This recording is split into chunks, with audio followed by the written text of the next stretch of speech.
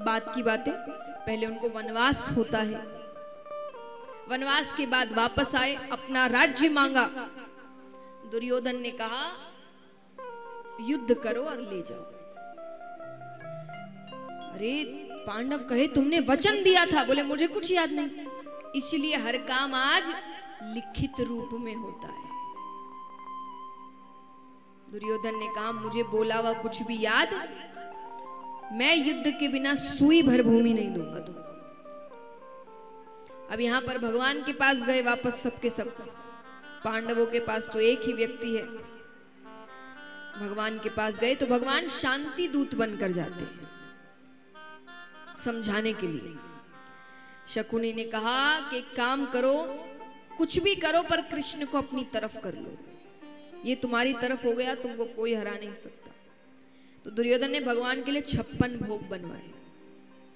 भगवान जाते हैं, बहुत समझाया दुर्योधन को कि बहुत बेगुनाह मारे जाएंगे। अरे राज्य नहीं, 5 गांव दे दो, 5 पांडव है, एक गांव संभाल लेगा।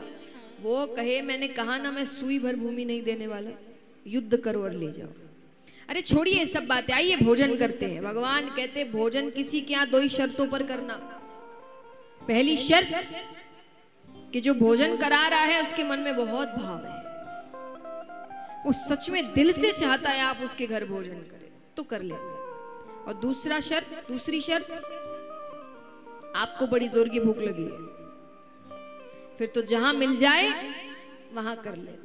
भगवान कहते हैं यहाँ दोनों ही शर्तें नहीं है, ना तो तुम्हारी आंखों में मुझे इतना सा प्रेम नजर आ रहा है और ना मुझे इतनी कोई भूख लगी है। भगवान कहते मैं तो विदुर जी के यहाँ भोजन करूंगा। अब वो ये सब यहाँ कह रहे कि वहां विदुर विदुरानी बातें कर रहे हैं। विदुरानी ने कहा अरे कृष्ण आया है, उसको घर ले आओ। विदुर जी कहे वो राजा है, राजा से मिलने आया है, दासी पुत्र के यहाँ क्यों आएगा। विदुरानी कहती कोशिश तो करो, जाओ। वो भेज दिए कैसे तैसे पति को। लेकिन फिर उसने बाहर से आवाज लगाई, अच्छा अगर कृष्ण को लाओ तो साथ कुछ लेते आना, घर में कुछ नहीं है।